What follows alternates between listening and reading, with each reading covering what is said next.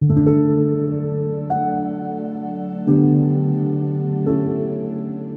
ini bersetting di tahun 1950-an, menceritakan seorang pria bernama Billy Porter. Di rumah, dia tinggal bersama ibunya yang bernama Helen. Bill adalah seorang pria dewasa. Di pagi itu dengan setelan jas yang rapi, dia pun bersiap-siap untuk pergi melamar kerja. Bill adalah orang yang menderita cerebral palsy. Jadi ibunya mengatakan bahwa mungkin orang-orang gak akan terbiasa dengan Bill. Jadi ibunya mengingatkan untuk sabar dan tekun, maka dia akan baik-baik saja. Dia pun melamar sebagai salesman di perusahaan Watkins. Namun Bill langsung dianggap gak mampu. Menjadi seorang sales perlu kemampuan fisik. Dia harus bisa bicara lancar untuk meyakinkan konsumen dan juga harus berjalan dari pintu ke pintu. Bill pun ditolak. Namun ketika di luar dia melihat ibunya. Teringat pesan ibunya tadi pagi untuk selalu sabar dan tekun.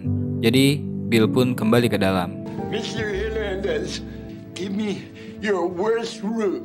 Give me the area nobody wants. If I can sell it, you're a hero. Karena ketekunannya itu, Bill pun akhirnya mendapatkan kesempatan di perusahaan ini. Bill akan jadi sales untuk produk rumah tangga.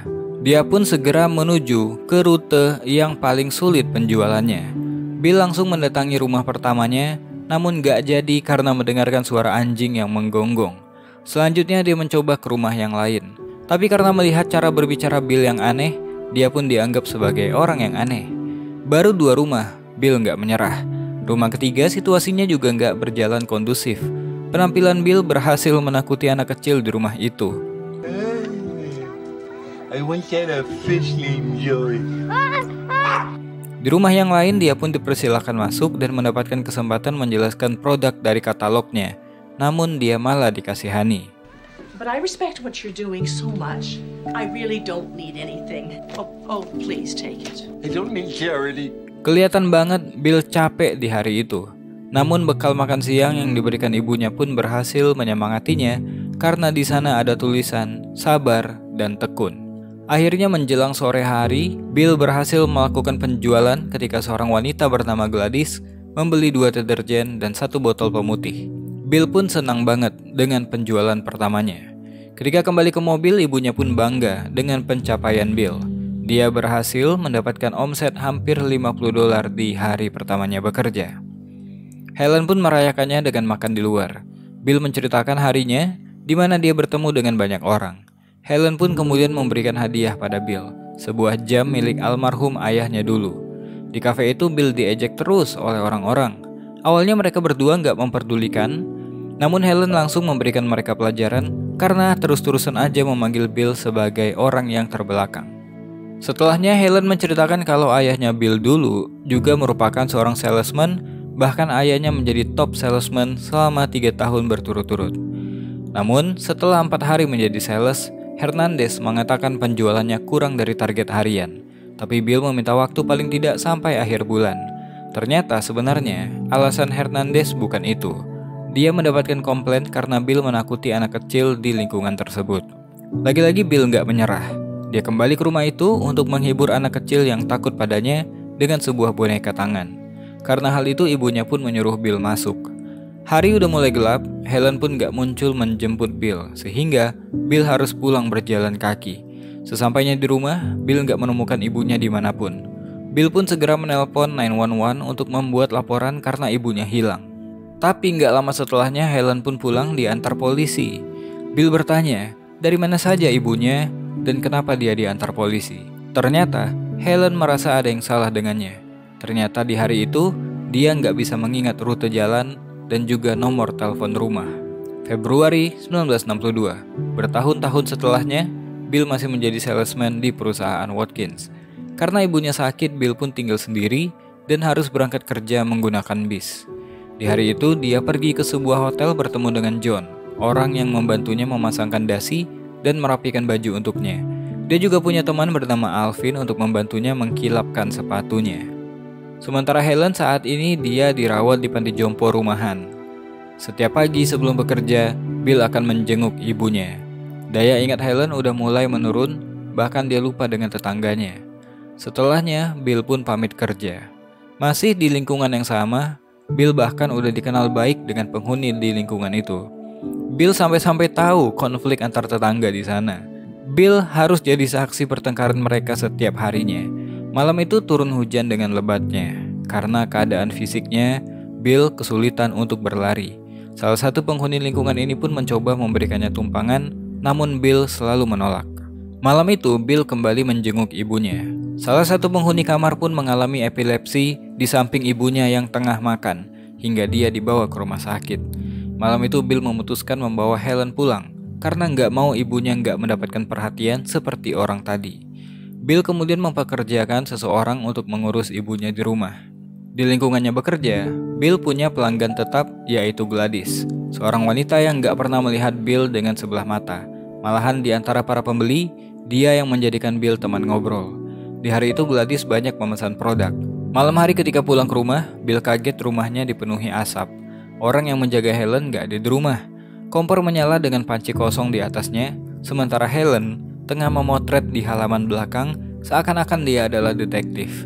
Bill pun kembali membawa ibunya ke care center karena terlalu bahaya membiarkan ibunya di rumah. I'm a burden on you. Well, now we're even. Desember 1970, 8 tahun setelahnya, kebiasaan Bill masih sama. Dia punya John dan Alvin yang setiap pagi membantunya merapikan pakaian. Mereka juga senang mendengarkan cerita-cerita lucu dari Bill. Makin tahun, kondisi kesehatan Bill juga perlahan menurun. Kondisi tulang belakangnya yang gak normal membuatnya mulai merasakan sakit. Bahkan dokter menyarankan Bill gak bisa lagi melakukan pengiriman barang seorang diri kalau bebannya terlalu berat. Dokter menyarankan Bill boleh menjual barang, tapi sewa orang lain untuk delivery barang-barang itu, karena jika tidak, kerusakan tulang Bill akan semakin parah, bahkan akan membuat Bill gak akan bisa berjalan. Udah 8 tahun, Helen dirawat di care center ini. Dia mulai menganggap Bill sebagai suaminya, dan lupa kalau Bill adalah anaknya. Pengalaman Bill ketika bekerja ternyata beraneka ragam. Suatu hari ketika lagi bekerja, Bill memergoki kalau salah satu calon pembelinya lagi selingkuh di rumahnya sendiri. Di saat yang sama, istrinya yang bernama Charlotte pun datang. Bill pun menawarkan untuk menemani anaknya bermain.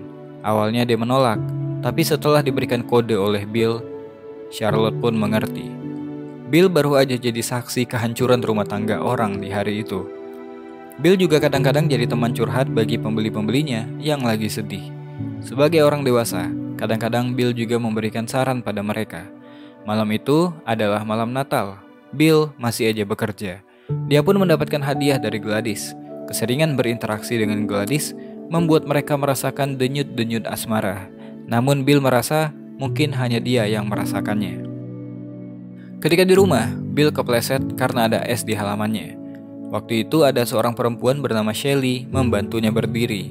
Shelley datang karena ingin melamar lowongan yang dibuka oleh Bill. Ternyata Bill mengikuti saran dokter untuk mencari orang yang bisa melakukan delivery pesanan. Shelley belak-belakan banget, dia nggak sungkan bertanya tentang kondisi fisik Bill. Karena sangat supel, bahkan membantu mengganti bola lampu Bill yang rusak, Shelley pun diterima. Di hari itu, jam 2 pagi ketika bekerja, Bill mendapatkan telepon. Dia dikabari kalau Helen meninggal dunia. Bill patah hati banget karena kehilangan ibunya. Gak ada air mata yang keluar di pemakaman itu, walau saat ini hidupnya udah sebatang kara. Ketika kerja seperti biasa, Bill barulah merasakan sedih ketika melihat seorang ibu menggendong bayinya. Seketika Bill rindu dengan ibunya, dan barulah air matanya tumpah di saat itu. Bulan Mei 1980, waktu lompat 10 tahun ke depan. Shelley masih bekerja pada Bill, bahkan udah jadi teman baginya. Shelley kadang-kadang membersamai Bill ketika dia melakukan penjualan. Bill masih menjadi salesman favorit pelanggannya di wilayah tersebut. Bahkan dia melakukan ikatan emosional dengan beberapa dari mereka. Salah satunya Charlotte yang udah cerai dengan suaminya yang selingkuh waktu itu. Shelley juga menggantikan tugas Helen yang mengantar jemput Bill ketika dia melakukan penjualan. Malam itu adalah hari ulang tahunnya Bill, jadi dia pun dinner bareng Shelley. Ketika itu Bill mengatakan kalau Shelley adalah hal terbaik yang pernah datang di kehidupan Bill. Suasana pun langsung jadi canggung. Namun Shelley langsung mengajak Bill untuk berdansa, sesuatu yang gak pernah dia lakukan seumur hidupnya, yaitu bersenang-senang.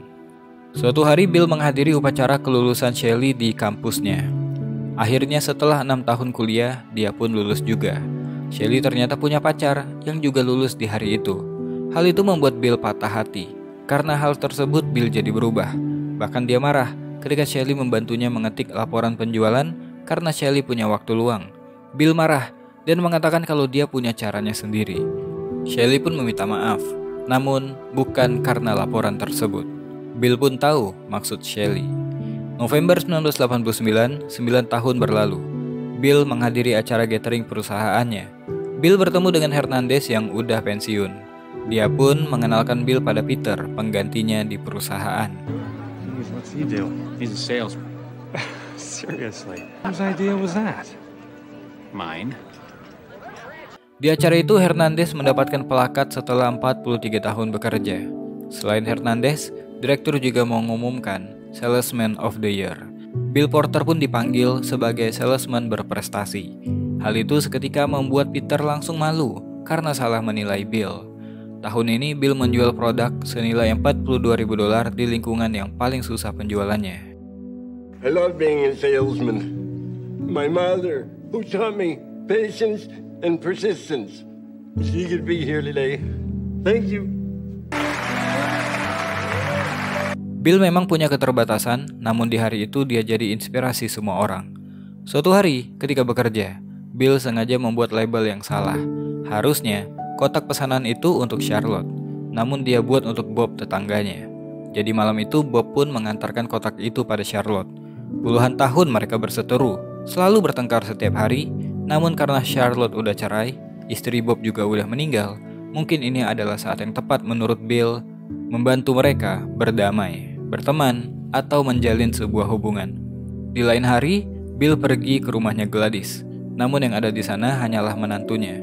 Ternyata, Gladys meninggal minggu lalu. Bill nggak tahu kalau Gladys sakit.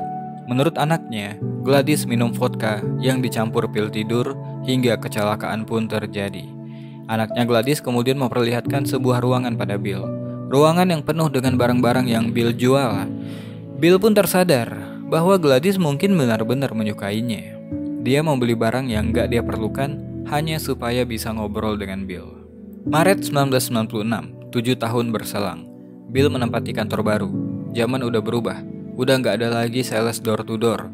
Peter membuat salesman melakukan penjualan lewat telepon dan komputer. Banyak sales door to door yang berhenti dan hanya menyisakan Bill di kantor ini. Bahkan ruangan untuk divisi sales door to door dipindahkan ke bawah dan ruangannya lebih mirip gudang.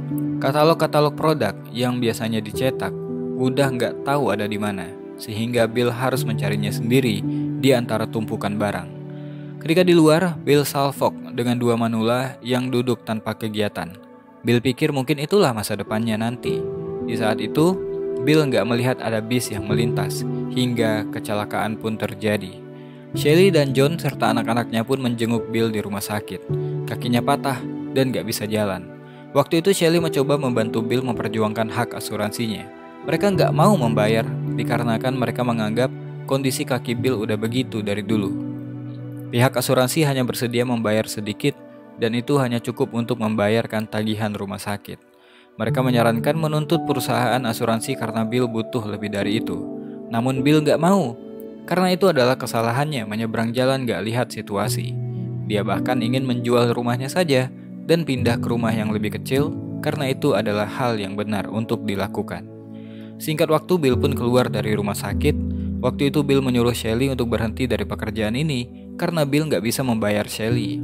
Kondisinya membuat dia nggak bisa lagi menjadi salesman door to door. Shelly menolak untuk berhenti. Dia akan terus bekerja walaupun Bill nggak bisa membayarnya. Karena Bill menolak dan nggak mau mengalah, Shelly pun bersedia untuk tetap menjadi temannya Bill. Waktu berlalu, Bill akhirnya menjual rumahnya kepada sebuah perusahaan. Setelah terjual, agen properti langsung menawari Bill menyewa rumahnya sendiri dengan biaya suka-suka. Ternyata Shelly yang membeli rumah tersebut. Bill seperti biasa gak mau dikasihani dengan cara seperti itu. Shelly cuma ingin membantu. Lagi pula membeli properti adalah investasi. Tapi Bill merasa direndahkan. Jadi dia pun keluar dan membuat Shelly kesal. Bill terlalu terobsesi dengan kemandiriannya, padahal normal kalau sesama teman saling membantu. Oktober 1997, 1 tahun kemudian, Bill benar-benar pindah dari rumahnya dan tinggal di apartemen murah. Dia menjalani hidupnya sendirian. Bill mulai merasa dia udah ketinggalan karena saat itu zamannya internet sudah masuk. Karena sadar udah gak bisa bersaing, Bill pun gak pergi bekerja. Dia pergi ke kantornya dan meletakkan kopernya di sana.